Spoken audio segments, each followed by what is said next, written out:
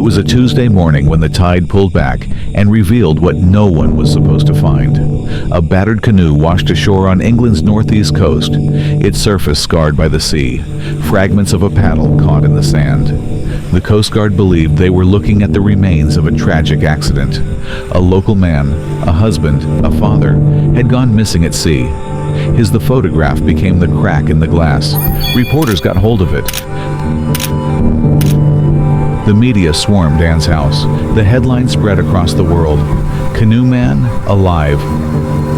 And why have you decided to live with it? After 5 years. It was a Tuesday morning when the tide pulled back and revealed what no one was supposed to find. A battered canoe washed ashore on England's northeast coast, its surface scarred by the sea, fragments of a paddle caught in the sand. The Coast Guard believed they were looking at the remains of a tragic accident. A local man, a husband, a father, had gone missing at sea. His name was John Darwin. On paper, he had drowned. In reality, he was a few streets away, peering through the curtains of his own home, watching the world grieve his death. John was a man who lived two lives. By day, he was a prison officer, dependable, ordinary. But beneath the surface, he was drowning in debt. Failed property investments, mounting bills, and creditors closing in had turned his existence into a slow-motion collapse. He needed an escape hatch. And in March of 2002, he found it, not in bankruptcy court, not in selling what he owned, but in death itself. If the world thought he was gone, the debts would die with him. That morning, John paddled out. Witnesses saw him set off, the waves swallowing his silhouette. Hours later, the wreckage drifted back without him. His wife, Anne, delivered the performance of her life. Trembling voice, tears on command. Police officers knocked on her door, and she played the part of the grieving widow. She filed the missing persons report. She accepted the condolences, and eventually, she accepted the life insurance payout. On paper, it was a tragedy. In truth, it was an act of theater. For weeks, search teams combed the coastline. Helicopters thundered overhead, boats traced the waves, divers plunged beneath the water, but there was no body to recover. Eventually, the investigation wound down. Nature had done what it often does. It had swallowed a man whole, but John wasn't gone. At night, under the cover of darkness, he slipped back into his own house. He lived in a hidden room behind a wardrobe, sneaking down for food only when the neighbors weren't watching. For the next year, he existed as a ghost in the same building where his own obituary had been read aloud. Friends visited Anne, bringing flowers, sharing memories, never realizing her dead husband was listening through the wall. It should have been impossible to live this way. But John was meticulous. He cut himself off from old friends. He left no trace online, no phone calls, no bank withdrawals. He existed as a shadow, a man erased. But shadows can't last forever. By 2003, the risks of hiding in plain sight were too high. John and Anne needed a longer con. Together, they forged a new identity. Using fake documents, John became John Jones, a fabricated man with a fabricated history. He grew a beard, changed his haircut, altered his posture. He practiced answering to his new name until it felt natural. And slowly, he began stepping back into the outside world. In public, Anne would walk alone. Then, a block away, John would follow. If anyone asked, he was just a stranger. But they were rehearsing, testing the edges of their lie. Soon, John was renting apartments under his new alias. He was applying for credit cards, opening bank accounts, building the scaffolding of a second life. Anne's insurance payout gave them the cash to keep going, but John wanted freedom, a complete escape. Their plan expanded. They would leave England, disappear across borders, and start again under the Caribbean sun. For 4 years, the charade held. Their 2 sons believed their father was gone forever, their grief real, their anger at fate genuine. They didn't know that every holiday, every family gathering, John was just out of frame. The cruelty of the lie wasn't in the execution, it was in the silence. But by 2006, cracks began to show. A neighbor spotted a man outside Anne's home who looked too much like John. Rumors flickered. Whispers passed between friends. Could it be possible he was still alive? The police received tips, but nothing concrete enough to act on. John had become bold, traveling more openly, even applying for a passport under his stolen identity. He believed he was invincible. Then, in 2007, everything unraveled, not because of meticulous police work or forensic discovery, but because of a single photograph. In Panama City, John and Anne posed for a real estate agent, smiling as they inspected beachfront properties. They wanted to buy land, to build their future far from English shores. The agent snapped a picture, uploaded it online, and filed it with her company's website. Months later, when investigators back in England revisited rumors about John's survival, one of them typed his supposed alias into a search engine. And there it was. The man declared dead 5 years earlier, smiling in broad daylight, arm around his very much alive wife. The photograph became the crack in the glass. Reporters got hold of it. The media swarmed Anne's house. The headline spread across the world. Canoe Man alive after 5 years. The hoax was over. The photograph was undeniable.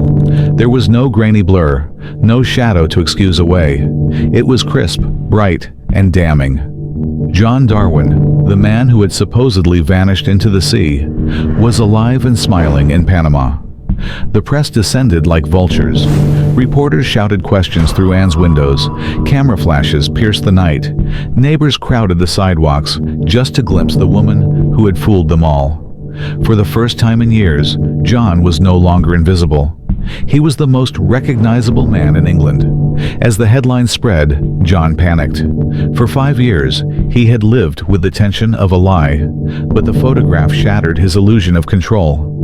He boarded a flight back to England, alone, hoping to regain the narrative before the police came for him.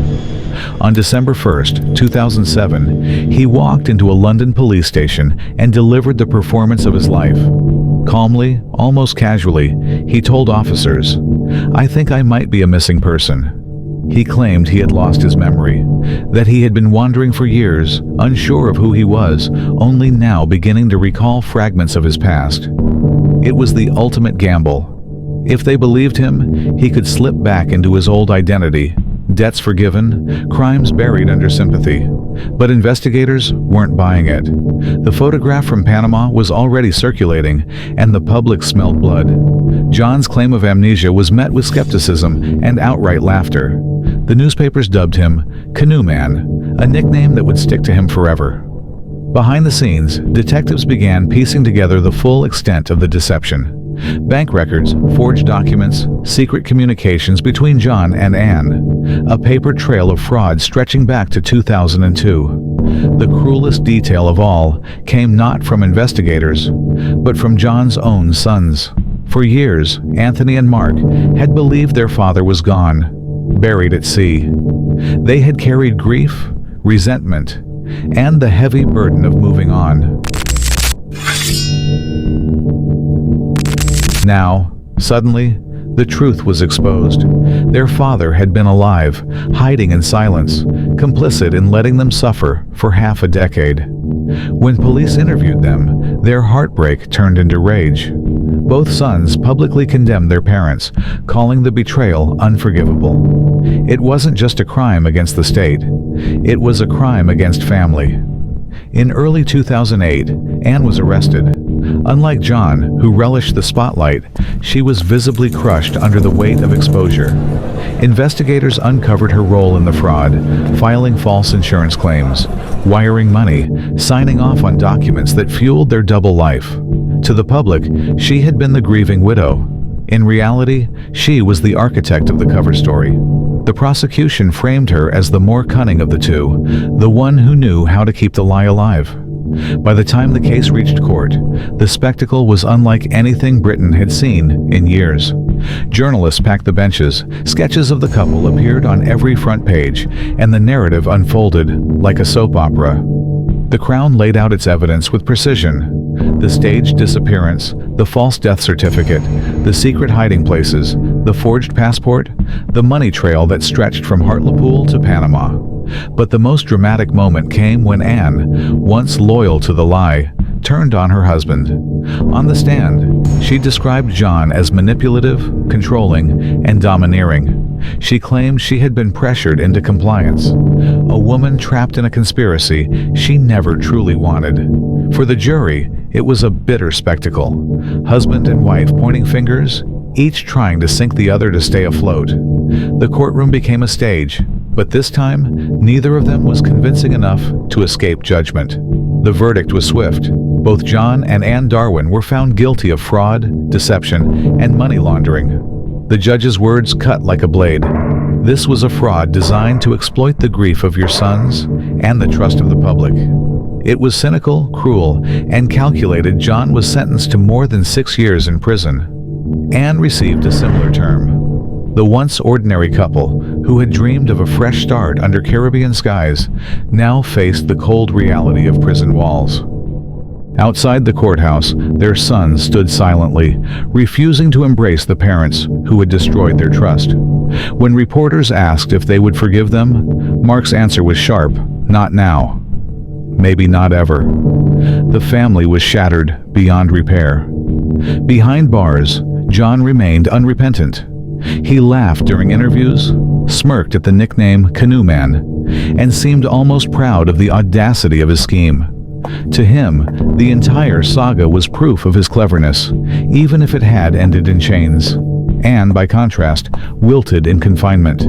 She gave tearful confessions, admitted her guilt, and sought reconciliation with her sons. The contrast between them, one defiant, the other broken, became a media fascination. Yet even as they served their sentences, the public couldn't look away. Documentaries, tabloid exposés, books, the Darwin case became legend, a modern fable of greed, deception, and the unbearable cost of lies. People debated endlessly. Was John a mastermind or a fool? Was Anne a victim or an accomplice? But in the end, the answers didn't matter. What mattered was the story, and how deeply it struck at something universal. A man had faked his death, a wife had played the widow. Their children had been sacrificed on the altar of a second chance, and for 5 long years, the world had believed them.